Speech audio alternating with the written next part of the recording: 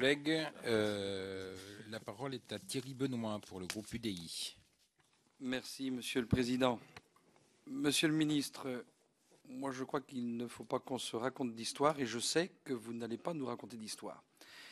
Nous savons tous, et c'est pour ça qu'il est de notre responsabilité de le dire de manière publique, y compris localement à nos concitoyens, que la France, l'État, doit se réorganiser. Et si on suit les instructions de la Cour des comptes, qui dit que la part des dépenses publiques dans la production nationale à 56% est d'un niveau beaucoup trop élevé en comparaison de nos voisins, la Cour des comptes estime que le poids des dépenses peut être réduit sans remettre en cause la qualité des services publics. Et je vais vous dire, Monsieur le Ministre, je le crois. Je le crois sincèrement. Vous êtes à la tête d'un ministère où vous allez avoir de vraies difficultés. Ça va être un combat permanent. Mais ça va être notre combat collectif.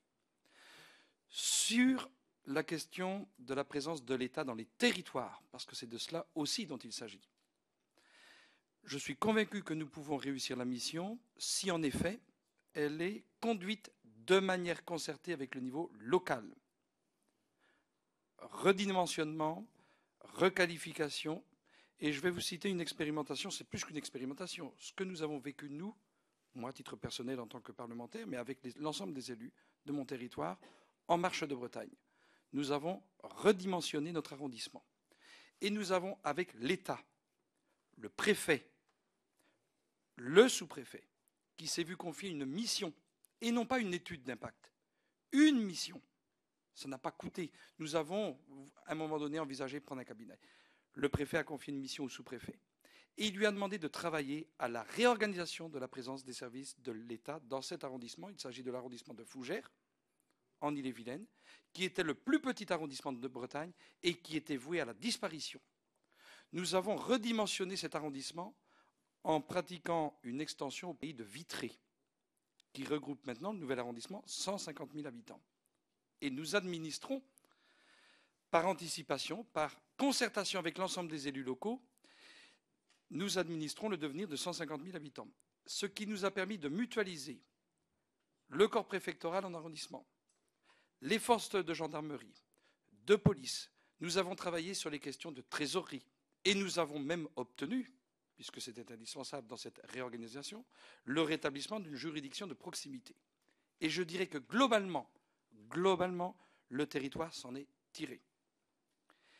Ce qu'il faut, c'est que la concertation existe et laisser place aux propositions locales, qui souvent sont raisonnables, parce que les élus locaux sont des gens raisonnables. Je voudrais attirer votre attention, Monsieur le Ministre, sur, malgré tout, un mouvement, et qui n'est pas un mouvement politique. L'ancien gouvernement a doté la Bretagne, l'Ille-et-Vilaine et son administration d'État déconcentrée de moyens pour recruter, notamment pour ce qui concerne les services des DTM, qui concernent l'application du droit des sols et l'instruction de permis de construire. Ces recrutements se font en métropole au détriment des territoires. Et ce sont les dossiers d'instruction qui se dirigent vers la métropole parce que nous ne pratiquons plus les recrutements sur place. On invoque, lorsque l'on rencontre les services de la DDTM, déconcentrés donc en région, on invoque un manque d'attrait de certains territoires. Et là, je dis danger, parce qu'à coût égal, nous pouvons pratiquer à ces recrutements et continuer la réorganisation dans les territoires. Donc cette expérience que je souhaiterais vous livrer, Monsieur le Ministre, pour vous dire que la mission, elle est possible. J'en suis convaincu qu'elle est possible. Et je vous invite d'ailleurs, en Marche de Bretagne, dès que votre agenda ou calendrier vous le permet. Je voudrais attirer votre attention sur la mise en place de l'Agence nationale des titres de sécurité. Vous avez évoqué les cartes d'identité et je n'y reviendrai pas parce que Gilles Bourdoulex vous avait interrogé, vous avez répondu. Je voudrais revenir sur la question du passeport biométrique, qui semble être une réussite. Est-ce que votre ministère peut quantifier le nombre de passeports réalisés à ce jour? Vous parlez régulièrement d'optimisation des conditions de délivrance, qui sont fiables, efficience des services. Pourtant, on constate des grandes disparités entre Paris, la région parisienne et la province. Si à Paris, la prise de rendez-vous est rapide, il faut parfois attendre plusieurs mois en région, en province, pour obtenir ce document. Le nombre de points de délivrance des passeports biométriques est peut-être encore insuffisant. Comptez-vous augmenter le nombre et par conséquent réduire les distances parcourues par nos concitoyens pour les obtenir? Alors les cartes d'identité, on en a parlé.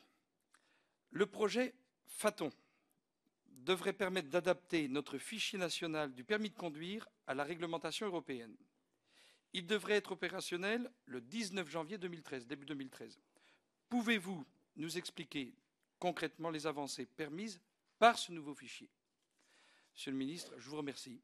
En vous adressant alors des encouragements, en vous disant que moi je suis vigilant, mais je considère que l'effort de la nation dans la maîtrise de sa dépense publique exige, nécessite un redimensionnement donc de son service, une redéfinition de ses missions, mais je dis que nous pouvons pratiquer à ces redéfinitions en concertation avec les acteurs locaux.